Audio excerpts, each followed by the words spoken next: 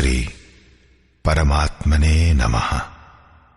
యథార్థ గీత శ్రీమద్భగవద్గీత సప్తదశోధ్యాయం 16వ అధ్యాయం చివరిలో యోగేశ్వరుడైన శ్రీకృష్ణుడు స్పష్టంగా చెప్పాడు, కామక్రోధ లోభాలను వదిలివేసినప్పుడే కర్మ ఆరంభమవుతుంది. దీనిని నేను మరీ మరీ చెప్పాను. ఈ నియత కర్మ చెయ్యకుండా సుఖం కాని, సిద్ధి కాని, పరమగతి కాని దొరకదు.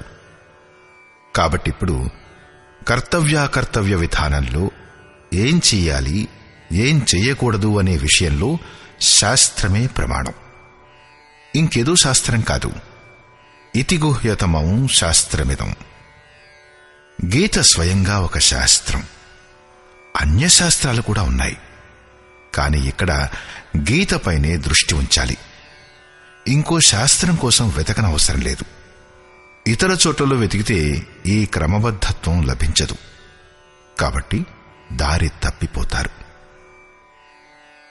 దీనిపై అర్జునుడు ప్రశ్నించాడు, భగవాన్, ఎవరైతే శాస్త్ర విధిని త్యాగం చేసి పూర్ణ శ్రద్ధతో భజన చేస్తారో వారి యొక్క గతి ఏమిటి? సాత్వికం, రాజసం లేదా తామసం ఉంటుందా? ఎందుకంటే వెనుక అర్జునుడు విన్నాడు, సాత్వికం, రాజసం లేక తామసం గుణాలున్నా ఎప్పటి వరకు గుణాలు ఉంటాయో అవి ఏదో ఒక యోనికి కారణమవుతాయి.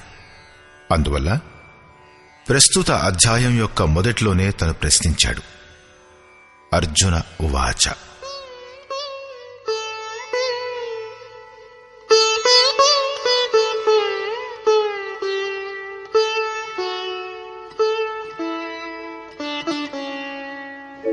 ये शास्त्रविधिमुत्सृज्य यजन्ते श्रद्धयान्विताः तेषां निष्ठा तु का कृष्ण सत्त्वमाहो रजस्तमः. హే కృష్ణ, ఏ మనుష్యులైతే శాస్త్ర విధిని వదిలిపెట్టి శ్రద్ధాసహితంగా యజ్ఞం చేస్తారో వారి గతి ఏమిటి? సాత్వికమా, రాజసమా లేక తామసమా? యజ్ఞం అనగానే దేవతలు, యక్షులు, భూతాలు మొదలైనవి అన్నీ వచ్చేస్తాయి. శ్రీ భగవాను వాచ,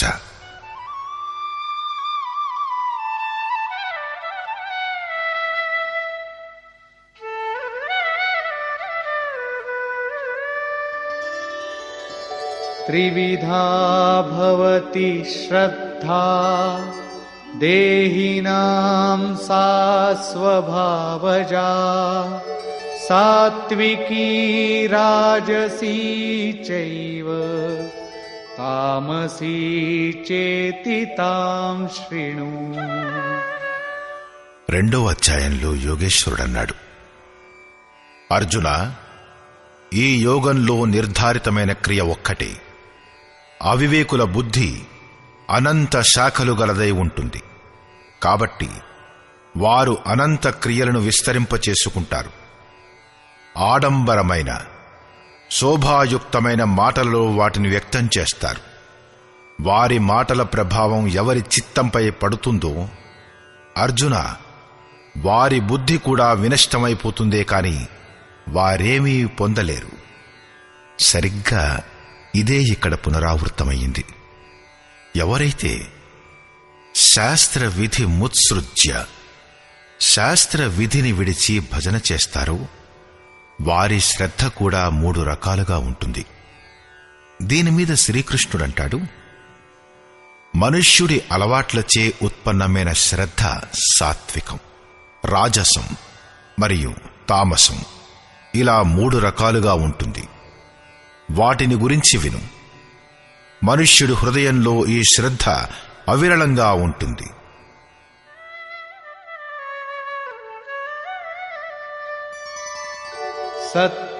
सत्त्वानुरूपा सर्वस्य श्रद्धा भवति भारत श्रद्धामयोऽयं पुरुषो यो यच्छ्रद्धः स एव सः। హే భరతవంశీయుడా, మనుష్యులందు శ్రద్ధ వారి చిత్తవృత్తికి అనుగుణంగా ఉంటుంది. ఈ పురుషుడు శ్రద్ధామయుడు. కాబట్టి ఏ పురుషుడు ఎలాంటి శ్రద్ధ గలవాడో అతను స్వయంగా కూడా అలాంటివాడే. సాధారణంగా నేను ఎవరిని అని లోకులడుగుతారు. కొందరంటారు నేను ఆత్మను. కాని కాదు. ఇక్కడ యోగేశ్వరుడైన శ్రీకృష్ణుడంటాడు, ఎలాంటి శ్రద్ధో ఎలాంటి వృత్తో అలాంటి పురుషుడు అని. గీత యోగ దర్శనం. మహర్షి పతంజలి కూడా యోగియే. అతడు యోగ దర్శనం రచించాడు. యోగం అంటే ఏమిటి? అతను ఇలా అన్నాడు, యోగః చిత్తవృత్తి నిరోధః. చిత్తవృత్తులు ఆగిపోవడమే యోగం. ఎవరైనా శ్రమపడి ఆపేయగలిగితే లాభం ఏమిటి? తదా ద్రష్టుః స్వరూపేవ స్థానం. ఆ సమయాన ఆ ద్రష్ట జీవాత్మ తన శాశ్వత స్వరూపంలో స్థితి పొందుతుంది. అంటే స్థితిని పొందడానికి ముందు అది మలినంగా ఉండిందా? పతంజలి అంటాడు, వృత్తి సారూప్యమితరత్ర. మిగిలిన సమయాలలో ఆ ద్రష్ట ప్రవృత్తి సారూప్యాన్ని పొందుతాడు. ఇక్కడ యోగేశ్వరుడైన శ్రీకృష్ణుడంటాడు, ఈ పురుషుడు శ్రద్ధామయుడు. శ్రద్ధతో నిండిపోయాడు. ఎక్కడో అక్కడ తప్పకుండా శ్రద్ధ ఉంటుంది. శ్రద్ధను బట్టి అతను ఎలాంటి ప్రవృత్తో అలాంటి పురుషుడై ఉంటాడు. ఇప్పుడు 3 రకాల శ్రద్ధలను విభజిస్తాడు.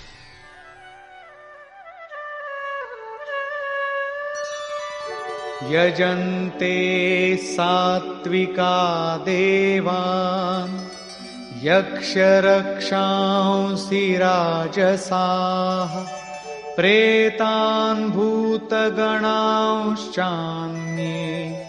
యజంతే తామసా జనాః. వారిలో సాత్విక పురుషుడు దేవతలను పూజిస్తాడు. రాజస పురుషుడు యక్షులు రాక్షసులను పూజిస్తాడు. అన్య తామస పురుషులు ప్రేత భూతాలను పూజిస్తారు. వారు పూజించడానికి చాలా శ్రమిస్తారు కూడా.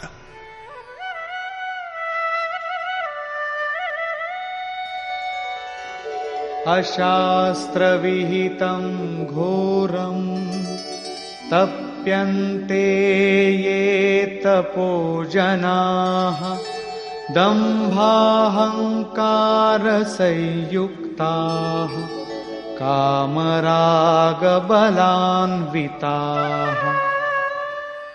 ఆ మనుష్యులు శాస్త్రవిధిచే రహితమైన ఘోర కల్పితమైన తపస్సు చేస్తారు. డాంబిక మరియు అహంకారాలతో యుక్తులై కోరికలు మరియు ఆసక్తుల వలన బలంగా బంధించబడతారు. కర్షయంతః శరీరస్థం భూతగ్రామమచేతసః మాం చైవాంతః శరీరస్థం తాన్ విద్యాసుర నిశ్చయాన్. వారు శరీరం రూపంలో స్థితులై ఉన్న భూత సముదాయాలను, అంతఃకరణంలో స్థితుడై ఉన్న అంతర్యామినైన నన్ను కూడా కృషింపజేయువారు. అంటే దుర్బలులను చేసేవారు. ఆత్మ ప్రకృతి బొరియలలో పడి వికారాల వలన దుర్బలం మరియు యజ్ఞ సాధనల వలన బలయుక్తం అవుతుంది. అట్టి అజ్ఞానులను నిశ్చయంగానే అసురులుగానే తెలుసుకో. అంటే వారు అందరికందరూ అసురులే. శాస్త్రవిధిని విడిచి భజన చేసే సాత్విక పురుషులు దేవతలను, రాజస పురుషులు యక్ష రాక్షసులను, తామస పురుషులు ప్రేతాలను పూజిస్తారు. కేవలం పూజించడమే కాదు, ఘోరమైన తపస్సు చేస్తారు. కాని అర్జున, శరీర రూపంగా భూతాలను మరియు అంతర్యామి రూపంలో స్థితుడైన పరమాత్ముడనైన నన్ను దుర్బలుణ్ణి చేస్తారు. నా నుంచి దూరాన్ని పెంచుకుంటారే కాని భజన చెయ్యరు. వారిని నువ్వు అసురులని తెలుసుకో. అంటే దేవతలను పూజించేవారు కూడా అసురులే. ఇంతకంటే అధికంగా ఎవరేమనగలరు? కాబట్టి ఎవరి అంశమాత్రంచే ఇవన్నీ ఉంటాయో ఆ మూలమైన పరమాత్ముణ్ణి భజించాలి. దీనిని పరమయోగేశ్వరుడైన శ్రీకృష్ణుడు మరీ మరీ నొక్కి చెప్పాడు.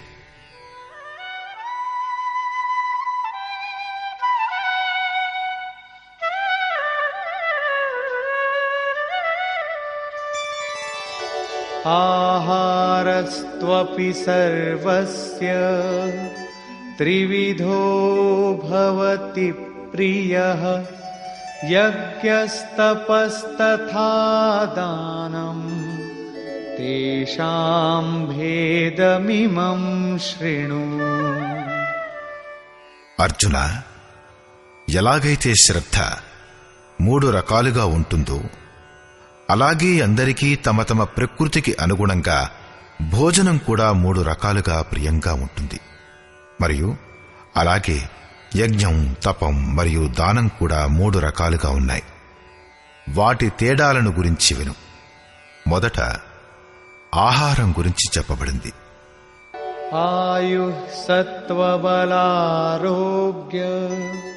సుఖ ప్రీతి వివర్ధనాః రస్యా స్నిగ్ధా స్థిరారిత్యా ఆహారా సాత్విక ప్రియాః. ఆయువు, బుద్ధి, బలం, ఆరోగ్యం, సుఖం మరియు ప్రీతిని పెంపొందించునవి, రసయుక్తమైనవి, మృదువైనవి, చిరకాలం ఉండేది మరియు స్వభావంచే హృదయానికి ఇంపు అనిపించే భోజన పదార్థాలు సాత్విక పురుషునికి ప్రియమైనవి. యోగేశ్వరుడైన శ్రీకృష్ణుడు చెప్పినట్లుగా స్వభావంచే హృదయానికి ఇంపనిపించేవి బలం, ఆరోగ్యం, బుద్ధి మరియు ఆయువులను పెంచే భోజన పదార్థాలే సాత్వికమైనవి. ఏ భోజన పదార్థాలు సాత్వికములో అవే సాత్వికులకు ప్రియమైనమవుతాయి. దీనివలన స్పష్టమయ్యేదేమిటంటే తినే ఏ వస్తువు కూడా సాత్వికం కానీ, రాజసం కానీ మరియు తామసం కానీ కాదు. దాని ప్రయోగం సాత్వికం కానీ, రాజసం కానీ లేక తామసం కానీ అవుతుంది. పాలు సాత్వికం కాదు, ఉల్లిపాయ రాజసం కాదు, వెల్లుల్లి తామసము కాదు.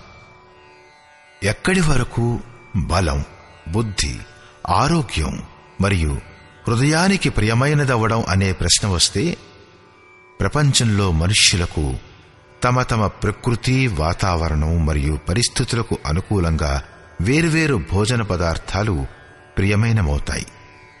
ఎలాగంటే బెంగాలీలకు మరియు దక్షిణ భారతీయులకు అన్నం ప్రియమైనది. అయితే పంజాబీలకు గోధుమల రొట్టెలు ఇష్టం, అరబ్బులకు ఎద్దు మాంసం, చైనీయులకు కప్పలు ఇష్టం.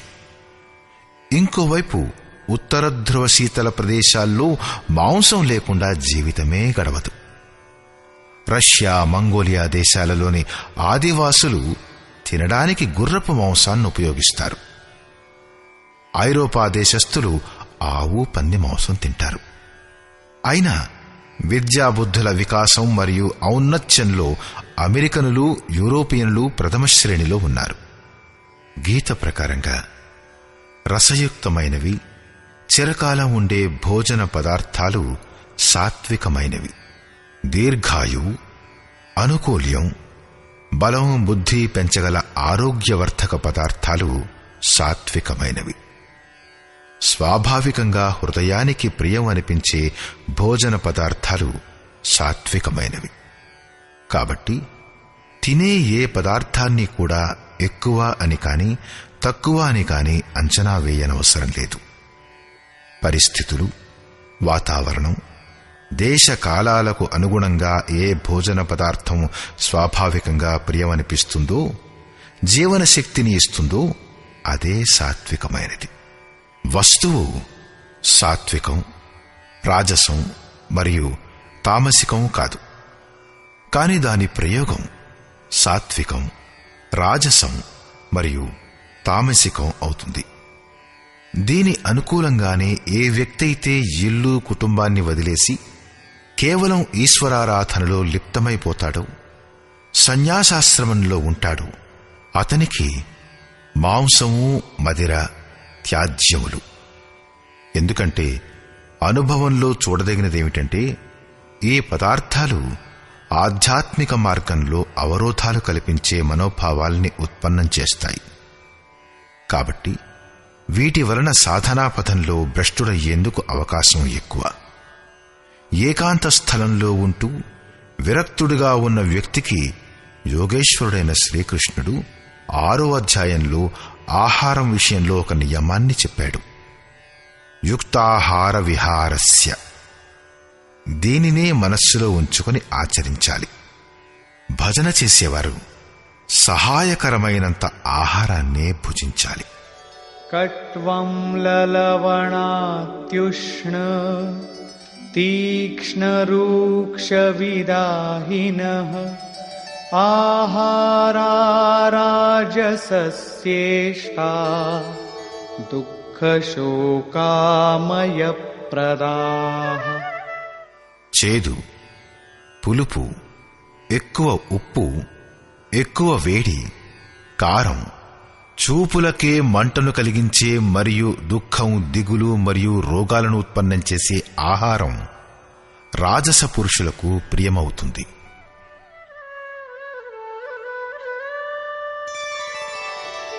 యాతయామం గతరసం పూతిపర్యుషితం చ యత్ ఉచ్ఛిష్టమపి చామేధ్యం భోజనం తామసప్రియం. ఒక పూట ముందుగానే అంటే 3 గంటల ముందుగానే తయారు చేయబడిన ఆహారం గతరసం, రసరహితం, దుర్గంధయుక్తం, పాచిపోయినది, ఉచ్ఛిష్టం అంటే ఎంగిలి మరియు అపవిత్రమైనది. ఇట్టి భోజనం తామస పురుషులకు ప్రియమైనది. ప్రశ్నకు జవాబివ్వబడింది. ఇప్పుడు యజ్ఞం గురించి చెబుతున్నాడు.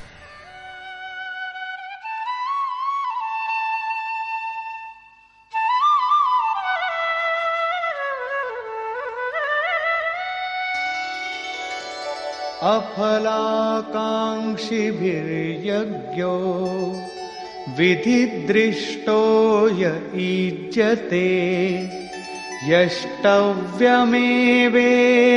మనః సమాధాయ స సాత్వికః. ఏ యజ్ఞమైతే విధిదృష్ట శాస్త్ర విధిచే నిర్ధారించబడింది. ఎలాగంటే వెనుక 3వ అధ్యాయంలో యజ్ఞం యొక్క పేరు ఉటంకించబడింది.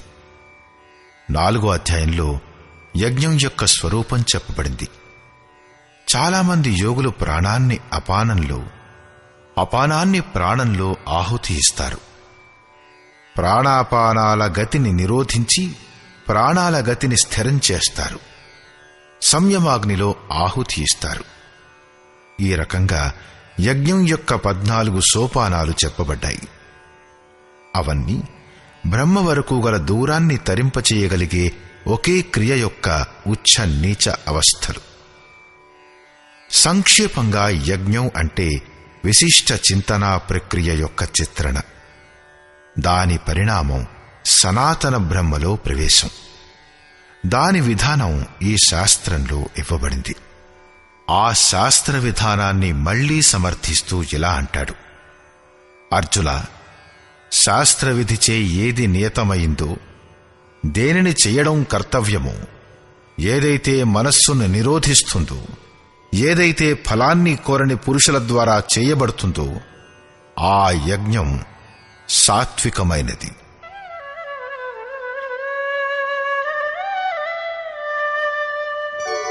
అభిసంధాయ తు ఫలం దంభార్థమపి చైవ యత్ ఈజ్జతే భరతశ్రేష్ఠ తం యజ్ఞం విద్ధి రాజసం.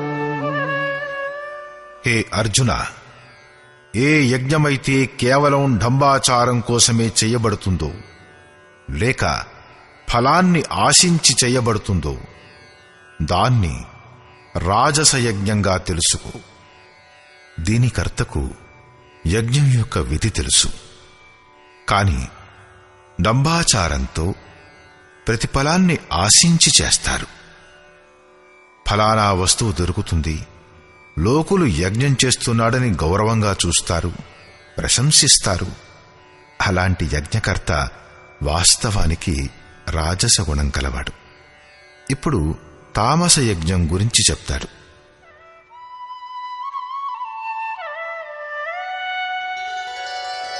విధిహీనమసృష్టాన్నం మంత్రహీనమదక్షిణం శ్రద్ధావిరహితం యజ్ఞం తామసం పరిచక్షతే. ఏ యజ్ఞమైతే శాస్త్ర విధిచే రహితము, ఏదైతే అన్నాన్ని అంటే పరమాత్మను సృష్టించడంలో అసమర్థమైందో, మనస్సును అంతరాళంలో నిరుద్ధం చెయ్యగల సామర్థ్యం లేనిదో, దక్షిణ అంటే సర్వస్వ సమర్పణ భావంచే రహితము మరియు ఏదైతే శ్రద్ధారహితము, అలాంటి యజ్ఞం తామస యజ్ఞం అనబడుతుంది. అలాంటి పురుషుడు వాస్తవిక యజ్ఞాన్ని గురించి తెలియనివాడు. ఇప్పుడు చెప్పబోయేది తపస్సు. దేవద్విజగురు ప్రాజ్ఞ పూజనం శౌచమార్జవం బ్రహ్మచర్యమహింసా చ శారీరం తప ఉచ్యతే. పరమదేవుడైన పరమాత్ముడు, ద్వైతాన్ని జయించిన ద్విజుడు, సద్గురువు మరియు జ్ఞానులను పూజించటం, పవిత్రత, సరళత్వం, బ్రహ్మచర్యం మరియు అహింస, వీటిని శరీరానికి సంబంధించిన తపస్సు అనడమైంది. శరీరం ఎప్పుడూ కోరికల వైపు పరుగులెడుతుంది. దీనిని అంతఃకరణం యొక్క ప్రవృత్తులకు అనుగుణంగా తపింపచేయడమే శారీరక తపస్సు. అనుద్వేగకరం వాక్యం సత్యం ప్రియహితం చ యత్ స్వాధ్యాయాభ్యసనం చైవ వాంగ్మయం తప ఉచ్యతే. ఉద్వేగాన్ని కలిగించినటువంటి, ప్రియమైన, హితకారకమైన మరియు సత్యభాషణ మరియు పరమాత్మునిలో ప్రవేశం ఇప్పించే శాస్త్రాల గురించి చింతన యొక్క అభ్యాసం, నామజపం, వీటిని వాక్ సంబంధమైన తపస్సు అనడమైంది. వాక్కు విషయోన్ముఖమైన ఆలోచనలను కూడా వ్యక్తం చేస్తూ ఉంటుంది. దీనిని ఆ వైపు నుంచి ఆకట్టుకుని పరమసత్యమైన పరమాత్ముని దిశలో పెట్టడమే వాక్కుకు సంబంధించిన తపస్సు. ఇప్పుడు మనస్సుకు సంబంధించిన తపస్సు చూద్దాం.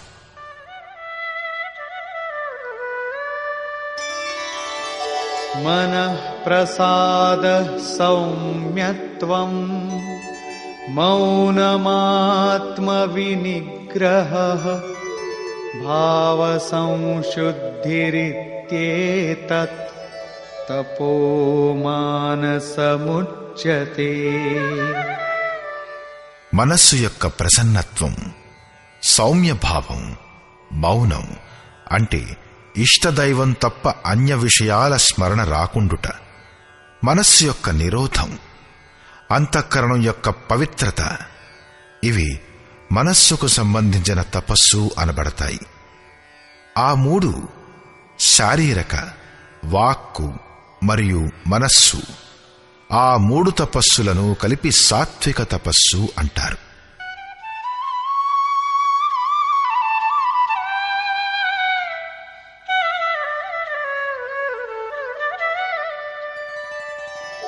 శ్రద్ధయా పరయా తప్తం తపస్తత్త్రివిధం నరైః అఫలాకాంక్షిభిర్యుక్తైః సాత్వికం పరిచక్షతే.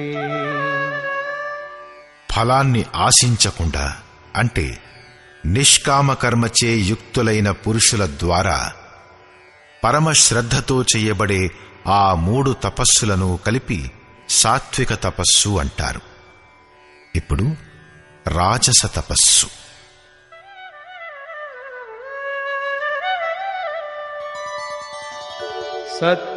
సత్కారమాన పూజార్థం తపోదంభేన చైవ యత్ క్రియతే తదిహ ప్రోక్తం రాజసం చలమధ్రువం.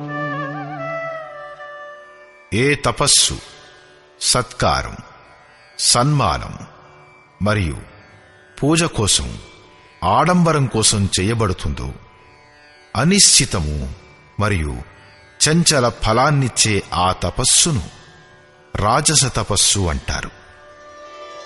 మూఢగ్రాహేణాత్మనో యత్ పీడయా క్రియతే తపః పరస్యోత్సాదనార్థం వా తత్తామసముదాహృతం. ఏ తపస్సు మూర్ఖతాపూర్వకంగా, మొండిగా మనస్సు, వాక్కు మరియు శరీరాలను పీడిస్తూ ఇతరులకు అనిష్టం చేసే ప్రతీకార భావనతో చెయ్యబడుతుందో ఆ తపస్సు తామసం అని చెప్పబడింది.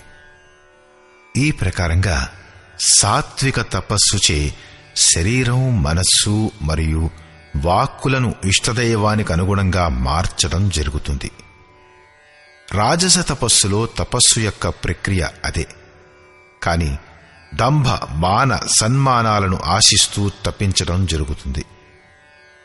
సాధారణంగా మహాత్ములు ఇల్లు వాకిలి వదిలేసిన తర్వాత కూడా ఈ వికారానికి గురైపోతారు. మూడవ రకమైన తామస తపస్సు అవిధిపూర్వకంగా చేయబడుతుంది. ఇతరులకు బాధ చేకూర్చే దృక్పథంతో చేయబడుతుంది. ఇప్పుడు దానం గురించి చెబుతున్నాడు.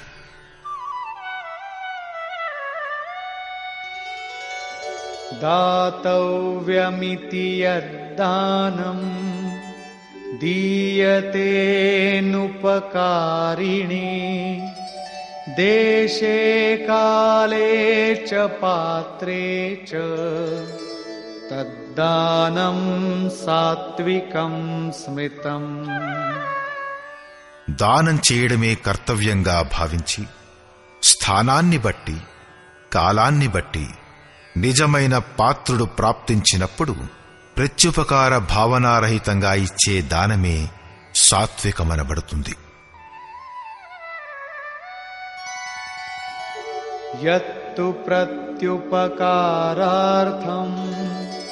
ఫలముద్దిశ్య వా పునః దీయతే చ పరిక్లిష్టం తద్దానం రాజసం స్మృతం. ఏ దానమైతే క్లేశపూర్వకంగా, అది ఇవ్వాలని లేదు, కానీ ఇవ్వవలసి వస్తోంది. ప్రత్యుపకార భావనతో ఇది చేస్తే అది దొరుకుతుంది, ప్రతిఫలాపేక్షతో ఇవ్వబడుతుందో అది రాజసదానం అనబడింది.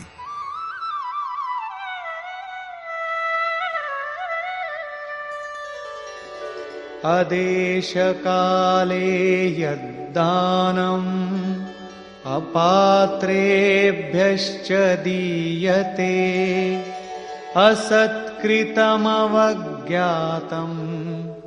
తత్తామసముదారితం.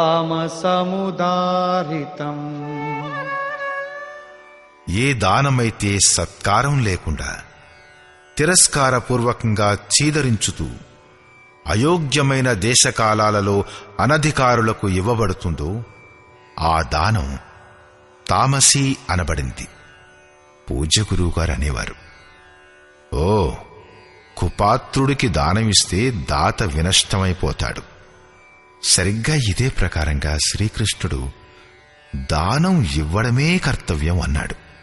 దేశకాలాలు మరియు పాత్రుడు ప్రాప్తించినప్పుడు ప్రత్యుపకారాన్నాశించే భావన లేకుండా ఉదారతాపూర్వకంగా ఇవ్వబడే దానం సాత్వికమైనది.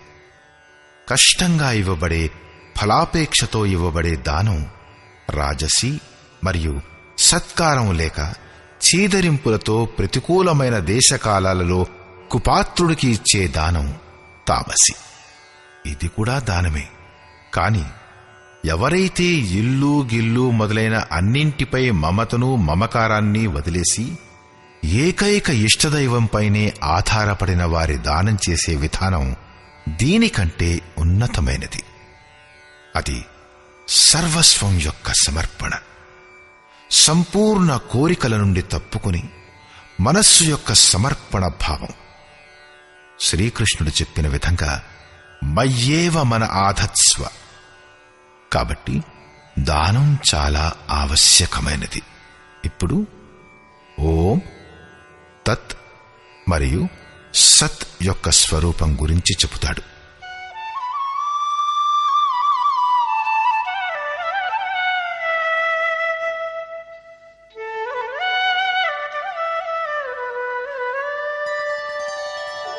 ఓం తత్సదితి నిర్దేశో బ్రహ్మణః త్రివిధః స్మృతః బ్రాహ్మణాస్తేన వేదాశ్చ యజ్ఞాశ్చ విహితాః పురా. అర్జున, ఓం తత్ మరియు సత్ అలాంటి 3 రకాల పేర్లు బ్రాహ్మణః నిర్దేశః స్మృతః బ్రహ్మ యొక్క నిర్దేశాన్ని చెబుతాయి, స్మృతిని ఇప్పిస్తాయి. అంటే బ్రహ్మ యొక్క పరిచాయకాలు. దాని నుంచే పురాపూర్వంలు అంటే ఆరంభంలో బ్రాహ్మణులు, యజ్ఞాలు మరియు వేదాలు రచించబడ్డాయి. అంటే బ్రాహ్మణులు, యజ్ఞాలు, వేదాలు ఓంకారాన్నించి పుట్టాయి. ఇవి యోగజన్యాలు. ఓంకారం యొక్క నిత్య చింతన నుంచే ఇవి ఉత్పన్నమవుతాయి. ఇంకో విధానం లేదు. బ్రాహ్మణులు, వేదాలు మరియు యజ్ఞాలు ఓంకారం యొక్క స్మరణ ద్వారా యోగి యొక్క అంతరాళంలో ప్రకటమయ్యే అవస్థలు. యజ్ఞం యోగ సాధన యొక్క విధి. ఓంకారం యొక్క నిరంతర చింతన వల్లనే యజ్ఞం యొక్క ఉత్తరోత్తర అవస్థలలోకి ప్రవేశం దొరుకుతుంది. ఇదే ప్రకారంగా వేదాలు కూడా. ఇది ఈశ్వరుని ద్వారా ప్రదత్తమయ్యే ఈశ్వరీయ జ్ఞానం. ఇటు జ్ఞానం ప్రాప్తించటం, అటు బ్రహ్మతో ఏకీభావ స్థితి పొందటం. ఇదే బ్రాహ్మణుడు అంటే.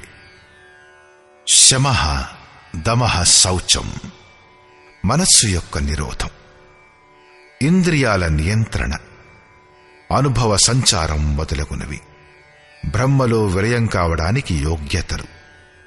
ఇవి ఎప్పుడైతే స్వభావంలోకి దిగివస్తాయో అప్పుడు ఇది బ్రహ్మణత్వం యొక్క నిమ్నతమమైన హద్దు, ప్రవేశిక.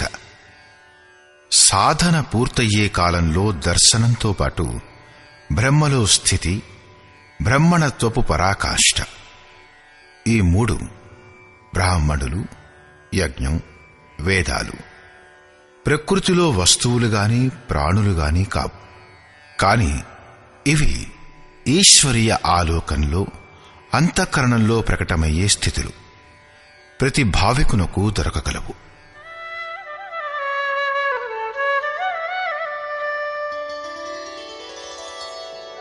తస్మాదోమిత్యుదాహృత్య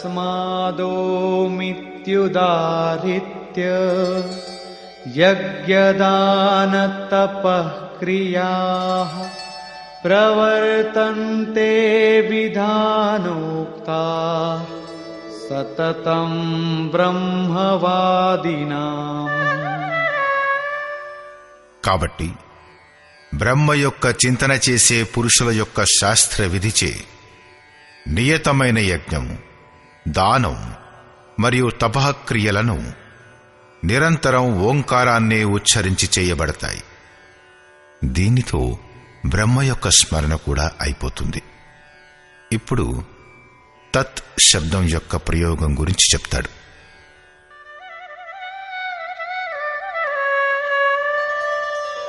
తదిత్యనభిసంధాయ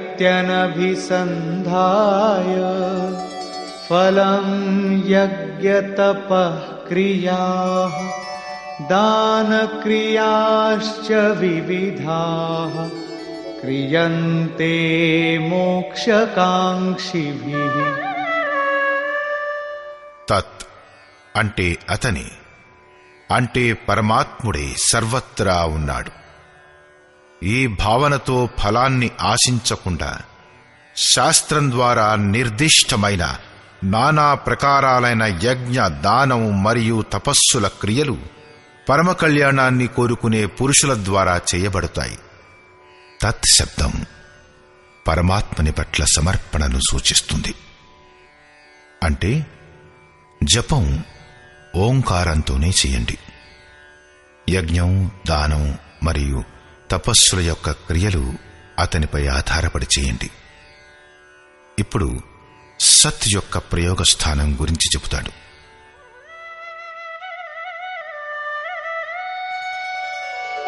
సద్భావే సాధుభావే చ సదిత్యేతత్ ప్రయుజ్యతే ప్రశస్తే కర్మణి తథా సచ్చబ్దః పార్థయుజ్యతే. ఇప్పుడు సత్ సత్ ఏమిటన్నది యోగేశ్వరుడు చెప్పాడు. గీత ఆరంభంలోనే అర్జునుడు ప్రశ్నించాడు, కులధర్మమే శాశ్వతమైనది, సత్యమైనది అని.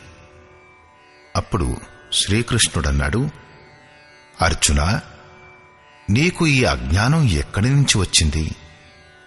సత్యవస్తువుకు 3 కాలాల్లోనూ అభావం లేదు, అంటే లోటు లేదు. దానిని నశింపచెయ్యలేరు. మరియు అసత్య వస్తువుకు 3 కాలాల్లో అస్తిత్వం లేదు, దానిని ఆపలేరు అని. దేనికైతే 3 కాలాల్లోనూ అభావం లేదో ఆ సత్యవస్తువు ఏది? దేనికైతే అస్తిత్వం లేదో ఆ అసత్య వస్తువు ఏది? అంటే ఇలా అన్నాడు, ఈ ఆత్మే సత్యమైనది. సమస్త భూతాదుల శరీరాలు నశించేవి. ఆత్మే సనాతనం, అవ్యక్తం, శాశ్వతం, అమృత స్వరూపం. ఇదే పరమ సత్యమైంది అని. ఇక్కడంటాడు సత్. పరమాత్ముని ఈ నామం సద్భావే. ఆ సత్యం పట్ల శ్రద్ధాభావంతో మరియు సాధుభావంతో ఉపయోగించబడుతుంది. హే పార్థ, ఎప్పుడైతే కర్మ చక్కగా బాగుగా జరుగుతూ ఉంటుందో అప్పుడు సత్ శబ్దం యొక్క ప్రయోగం జరుగుతుంది. సత్ అంటే అర్థం ఈ వస్తువులు మావి అని కాదు. శరీరమే మనది కానప్పుడు దాని ఉపభోగానికి పనికి వచ్చే వస్తువులు మనమెలా అవుతాయి? ఇది సత్ కాదు. సత్ యొక్క ప్రయోగం కేవలం ఒక అర్థంలోనే జరుగుతుంది, సద్భావంతో. ఆత్మే పరమసత్యం. ఈ సత్యం పట్ల భావం ఉంటే, ఆసక్తి ఉంటే, దానిని సాధించడానికి సాధుభావం ఉంటే, అతణ్ణి అంటే పరమాత్మను పొందడానికి కర్మ ప్రశస్తమైన విధంగా జరిగితే అప్పుడు సత్ శబ్ద ప్రయోగం జరుగుతుంది. దీనిమీద యోగేశ్వరుడు ఇంకా ఇలా అంటాడు,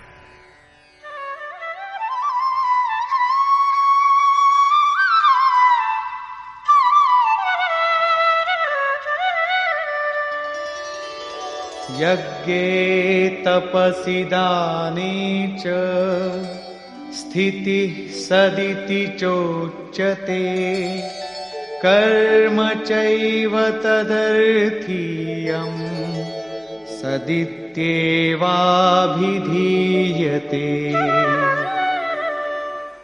యజ్ఞం, తపస్సు మరియు దానాలు చేయడంతో ఏ స్థితి లభిస్తుందో దానిని కూడా సత్ అనంటారు. తదర్థీయం, ఆ పరమాత్ముని ప్రాప్తికై చేయబడిన కర్మే సత్ అనంటారు. అంటే ఆ పరమాత్ముని ప్రాప్తి కలిగించే కర్మే సత్. యజ్ఞ దాన తపస్సులు ఈ కర్మ యొక్క పూరకాలు. చివరిలో నిర్ణయం ఇస్తూ అంటాడు, వీటన్నిటికీ శ్రద్ధ అవసరమని.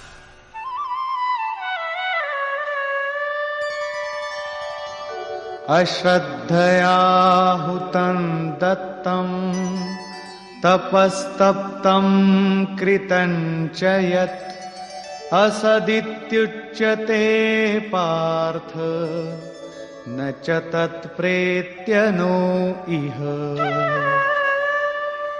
హే పార్థ, శ్రద్ధ లేకుండా చేసిన హోమం, ఇచ్చిన దానం, చేసిన తపస్సు మరియు చేసిన కర్మ, వీటన్నిటినీ అసత్ అనంటారు.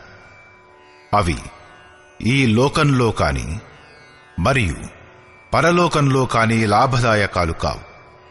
కాబట్టి సమర్పణ భావంతో బాటు శ్రద్ధ అత్యంత ఆవశ్యకం.